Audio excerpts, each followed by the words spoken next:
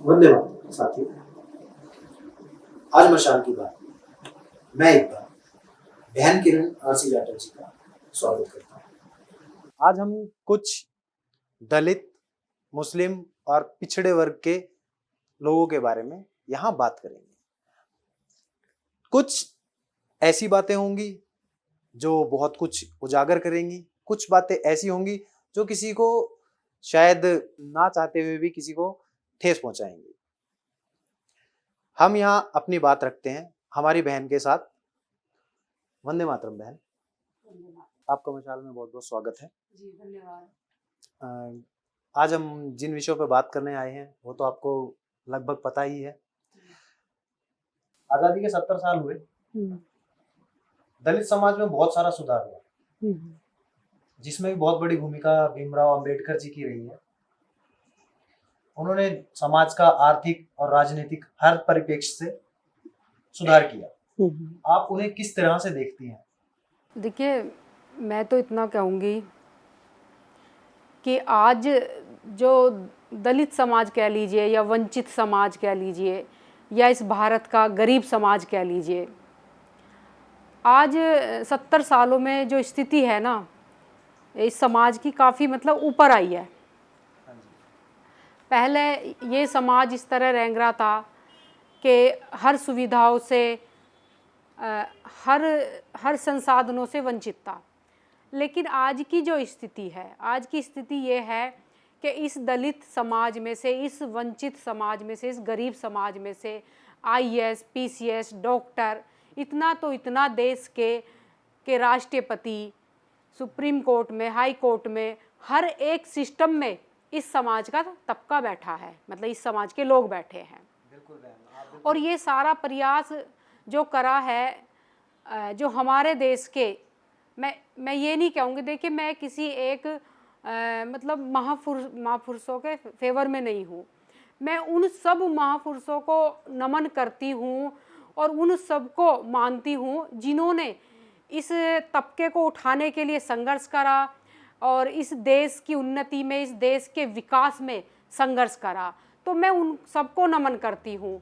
उसमें अगर नाम लिया जाए तो बाबा साहब का नाम इस तबके के लिए सर्वप्रथम आता है। ऐसा और भी देखा जाए तो इस समाज, मतलब हिंदुओं में, जो कहते हैं ना हिंदुओं में, तो इसमें आर्य समाज भी बहुत ज़्यादा संघर्षशील रहा है इस तबके को उठाने के लिए। और अगर देखा जाए आगे थोड़ा चलते हैं हम, अभी थोड़ी मैं मानती हूँ 20 साल की राजनीति के दौर में चलते हैं, तो इसमें एक बहुत बड़ा नाम ये भी है काशीराम जी, जिन्होंने राजनीतिक चेतना दी है, जिसकी वजह से आज आप देख रहे होंगे कि दलितों में एक राजनीतिक चेतना इतनी पनपी पड़ी है कि मतलब नए नए संगठन बन रहे हैं और नए नए राजनीतिक दल भी बने हैं। उसी चेतना का ही ये परिणाम है। इसी परिप्रेक्ष्य में मैं अभी आपसे कुछ बात करना चाह रहा था, जिसमें कि आजकल कुछ राजनेता हैं जो कि दलित राजनीति कर रहे हैं। काफ़ी नाम हो रहा है उन लोगों का और उनके नाम मैं आपको बता ही देता हूँ। चंद्रशेखर, रावण और वामन मेश्राम जी, कुछ इस तरह के नाम हैं इन लोगों के, जो कि काफ़ी दलितों के उत्थान की बात कर रहे हैं, सामाजिक रूप से उनको प्रबल करने की बात कर रहे हैं, कह रहे हैं हम ऊपर ले जाएंगे। मतलब आप भी इसी तरीके का कार्य कर रही हैं। क्या आपको लगता है इनकी राजनीति और आप जो जिस तरीके का कार्य कर रही हैं वो किसी तरीके से इनको सबल कर रहे हैं या इनको उठाने का कार्य कर रहे हैं? देखिए, ये जो दोनों नाम आपने बताए हैं, ये वो नाम है इस समाज के जो इस समाज को गर्द में ले जाने का कार्य कर रहे हैं। इनके कोई कार्य या इनकी कोई भाषा, कोई लैंग्वेज ऐसी नहीं है कि ये समाज को ये समझा रहे हो कि आप सर समाज से मिलकर उन्नति की तरफ चले, या अपनी अपनी जो समाज में बुराइयां है उनको दूर करने के विषय में कोई ऐसा इनका भाषण हो। कुछ नहीं है इनके पास। ये सिर्फ इस समाज को भ्रमित करने का काम कर रहे हैं, और भ्रमित भी ऐसा कर रहे हैं कि पहले तो जातिवाद की बात हुआ करती थी, आज डीएनए तक ये लोग आ गए, मतलब ये लोग डीएनए तक पहुंच गए। मतलब ये क्या चाहते हैं इस समाज को, कि आज तो हम ये जातियों में खंड खंड में बटे पड़े हैं, फिर क्या आने वाले समय में हम डीएनए में बट जाए, कि अपने हाथ में हम डीएनए का सर्टिफिकेट लेके चले कि तू भाई कौन से डीएनए का है। तो ये तो सिर्फ समाज को भ्रमित करने का काम कर रहे हैं, गर्द में ले जाने का काम कर रहे हैं। और जो आप कह रहे हैं रावण की बात, तो ये एक ऐसी बीमारी है जो अभी अभी नई नई पनपी है। जैसे आया है ना, जैसे चाइना से आया है वायरस, तो ऐसे ही ये समाज में एक वायरस आया है। इस समाज को कत्ले आम करवाना चाहता है ये। और इस समाज की जो युवा पीढ़ी जो अपने भविष्य के बारे में सोचती, आज वो अपने भविष्य के बारे में नहीं सोच रही है। आज उसकी छवि एक उग्रता में आ गई है, उग्रवादी के रूप में आ गई है। तो ये सिर्फ समाज को गर्द में ले जाएगा और ये दूसरों के हाथों में खेल रहा है, ये दूसरों के हाथों में चल रहा है। इसका अपनी कोई आइडियोलॉजी नहीं है, अपना कोई सोच नहीं है, अपने कुछ विचार नहीं है। मैं तो ये कहूँगी कि इस समाज के जो राजनेता हुए हैं, उन्होंने बड़े संघर्ष से, बड़े प्रयास से इस दलित तबके में राजनीतिक चेतना जगाई और हम लोगों को सर्व समाज के बीच में लाके खड़ा करा। आज प्रेम सौहार्द बना हम सबके बीच में इस देश में। लेकिन ये क्या कर रहा है, ये फिर जड़ों पे ही चोट कर रहा है, ये फिर वहीं हमें लेके जा रहा है, उसी ऊंच नीच जात पात, उसी भेदभाव में हमें डुबो रहा है। तो ये समाज के लिए बहुत घातक है और मैं तो इसके विषय में कभी बात भी नहीं करना चाहती। हालांकि आपने ये बात रखी है तो मेरा फर्ज बनता है कि मैं समाज को समझाऊं, मैं समाज को सही गलत का आईना दिखाऊं। वैसे समाज बहुत समझदार है, इसके चक्कर में कतई नहीं आ रहा। बहन, समाज में दलित समाज का, हमारे भाइयों का योगदान बहुत अच्छे से आ रहा है, बढ़ चढ़कर आ रहा है।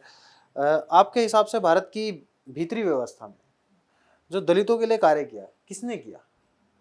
देखिए, जब से हमारा देश आज़ाद हुआ है और हमारे देश आज़ाद होने से पहले भी हमारे देश में दलितों के लिए बहुत सारे ऐसे दार्शनिक समाज सुधारक रहे हैं जो कार्य करते रहे हैं।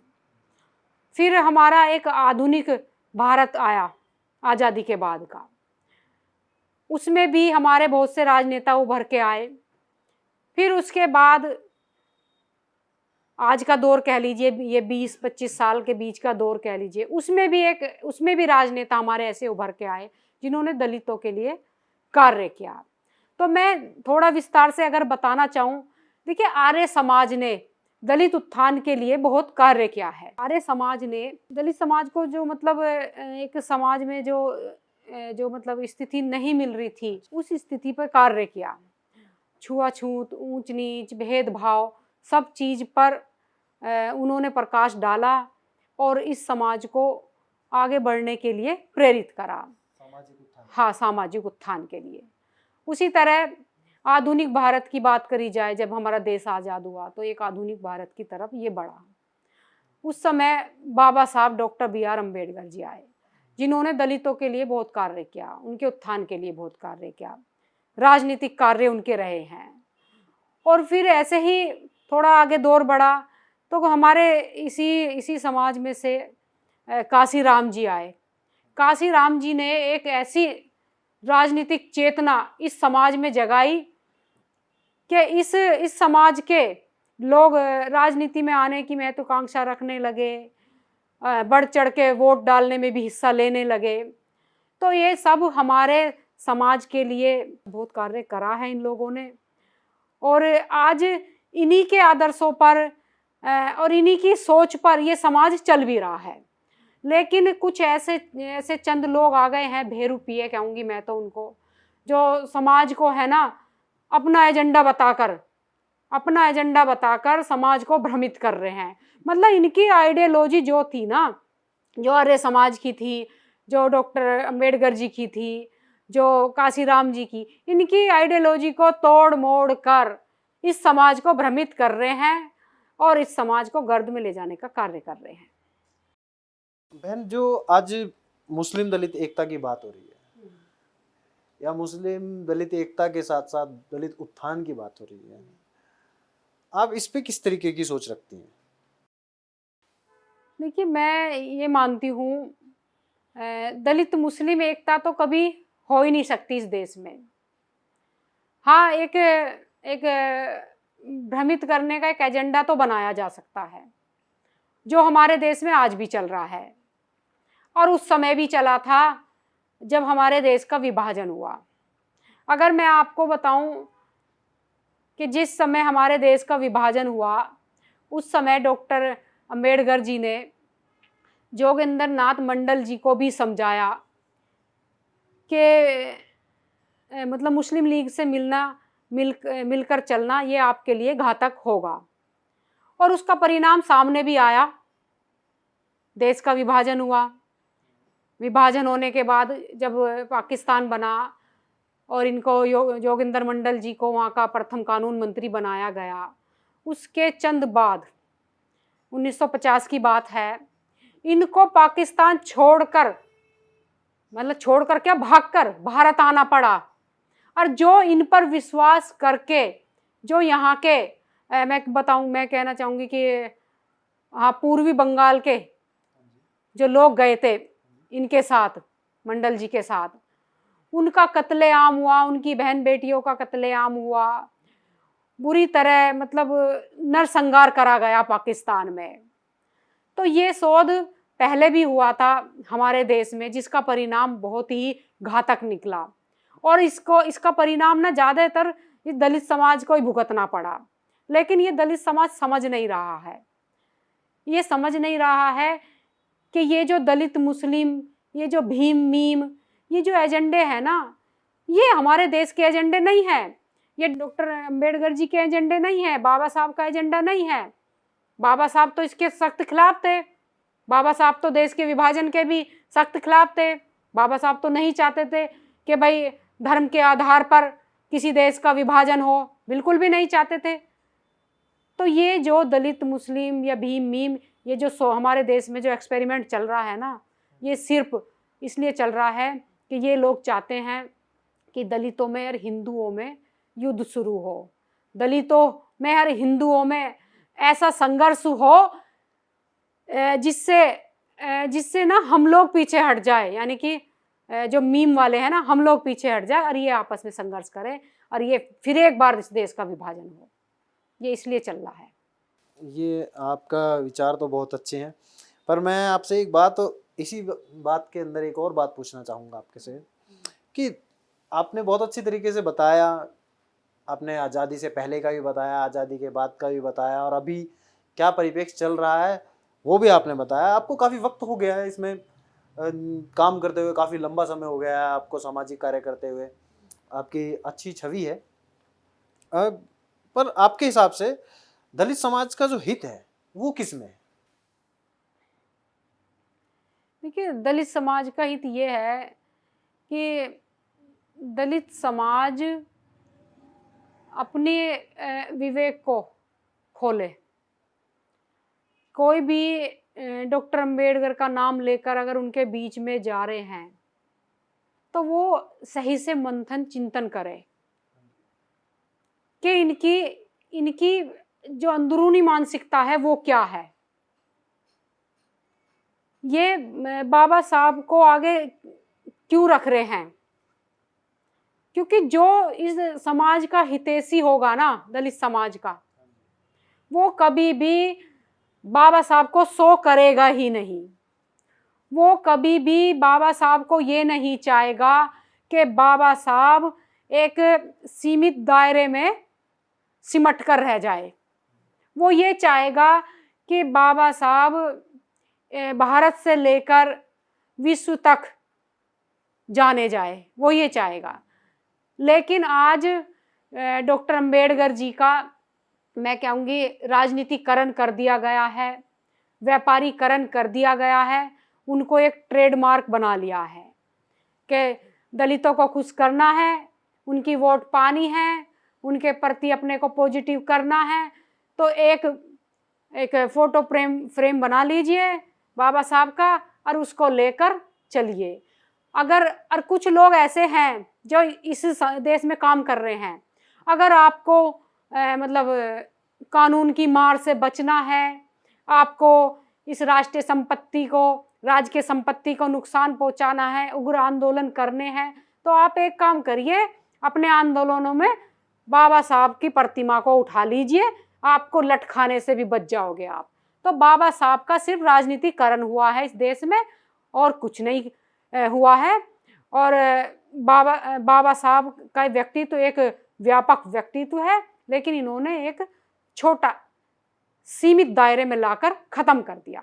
बहन, आपका जो आप निर्भीकता से जो बोल रही हैं, बिल्कुल बिना डरे, और जिस भी विषय में बोल रही हैं बहुत अच्छे से बोल रही हैं। पिछले 3 वर्ष से जो मशाल दिल्ली शराबबंदी का आंदोलन चला रही है, इसको लेकर आप क्या कहना चाहेंगे? ये जो मशाल का शराबबंदी का आंदोलन है, ये बहुत ही सराहनीय आंदोलन है और मैं इसकी प्रशंसा करती हूँ। और मैं ये मानती हूँ ये जो आंदोलन है ये पूरे देश में चलना चाहिए, क्योंकि अधिकतर इसमें दलित तबका पीड़ित है। जो हमारी मलिन बस्ती है वो पीड़ित है। तो ये आंदोलन पूरे देश में चलना चाहिए। इससे जो दलित तबका है उसमें जो हमारी जो बहन बेटियां रहती हैं उन पे सीधा प्रभाव पड़ता है इस शराब का, क्योंकि आप देखते होंगे मजदूरी तबका है ये, मतलब इनकी मजदूरी भी वही चंद मजदूरी इनको मिलती है और उसी में ये शराब पी लेते हैं, जिससे ना इनका घर चलता है, ना इनके बच्चों को कोई एजुकेशन का कोई इनका एजेंडा चलता है, जिससे परिवार में मार पिटाई, कलह, मतलब ये सब चलता है। तो ज़्यादा प्रभावित ना हमारे समाज की बहन बेटियां होती है। तो मैं तो ये मानती हूँ कि ये जो शराबबंदी का एजेंडा है, शराबबंदी का जो आंदोलन है, ये पूरे देश में चलना चाहिए। और मैं भी आप लोगों के साथ हूँ, जहाँ मेरी ज़रूरत पड़े आप मुझे याद करिएगा, और ये आपका बहुत ही सराहनीय कार्य है। धन्यवाद बहन, आज आपने बहुत अच्छा बोला और बहुत कुछ जानने को मिला आपसे। आज मशाल देश के दलित तबके के लिए ही नहीं, शराबबंदी के लिए लड़ रही है, और देश के अंदर हर उस चीज़ के लिए, हर तरह के विरोध के लिए जो कि देश के खिलाफ होगा, उसके विरोध में हमेशा मशाल खड़ी रहेगी। जो लोग देश को तोड़ने की कोशिश करेंगे उनके विरोध में हमेशा मशाल खड़ी रहेगी। हर उस मुद्दे को ज्वलंत करके मशाल आगे लाएगी जो देश के विरोध में होगा। मैं इकबाल, मशाल के मंच से, वंदे मातरम, धन्यवाद।